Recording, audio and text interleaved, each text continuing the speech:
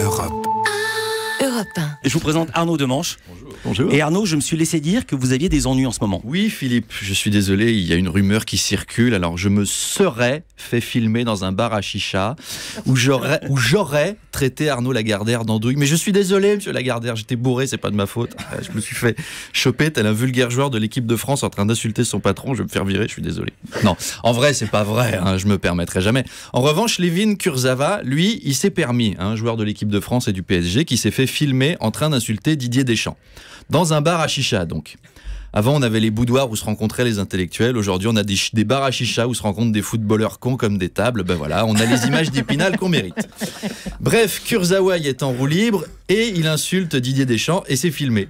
Ayant une bonne connaissance du niveau de rémunération des footballeurs, le caméraman décide de demander 100 000 € aux joueurs, faute de quoi il balance la scène sur Internet.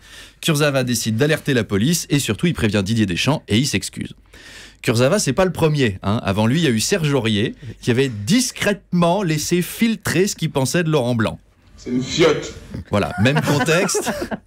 Un pote, une chicha. Je comprends pas ce qu'ils mettent dedans. Moi, quand je fume une chicha avec des amis, je me mets pas à dire ouais, Philippe Vandel, ce bâtard.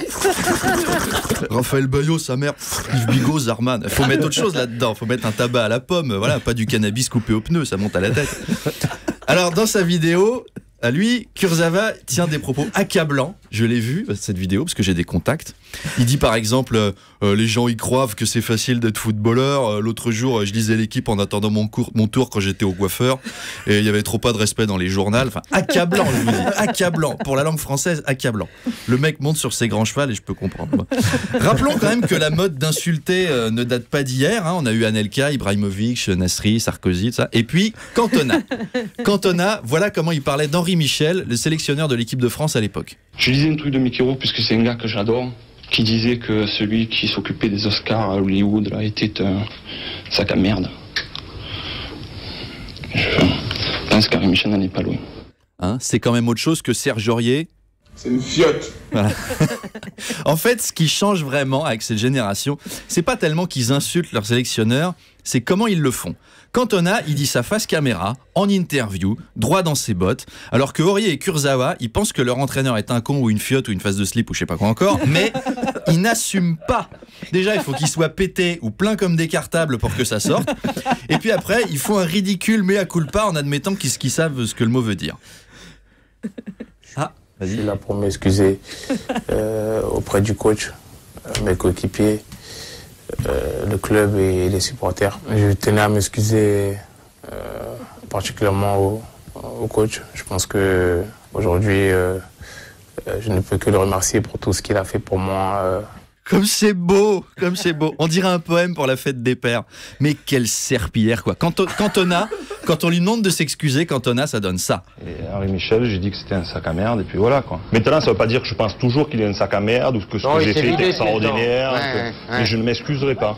Je ne me rabaisserai pas à m'excuser. Voilà, c'est quand même autre chose que les excuses d'Aurier dont on sent qu'il les formule en lisant un papier que lui a écrit sa maman ou son chargé de com, ou de Kurzawa qui va chouiner dans les jupons de Didier Deschamps. Ce qui sert à rien. Deschamps, il en a vu des vidéos scandaleuses de Kurzawa, ne serait-ce que son dernier match. Vous savez ce que j'en pense des excuses de Kurzawa ? C'est une fiotte. Voilà.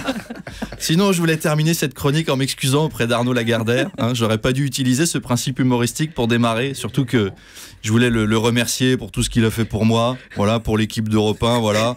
On est une équipe, c'est bien. C'est bon pour le collectif. À partir de là, je pense qu'on doit tout donner sur la prochaine chronique en suivant les consignes du coach Vandel, c'est bien, voilà. Il n'y a pas là des nanani, nanana, non, ouais, non. Voilà quoi. À la semaine prochaine. Merci beaucoup Arnaud Demanche. Dis donc, c'est du réel, c'est du vécu. Europe 1.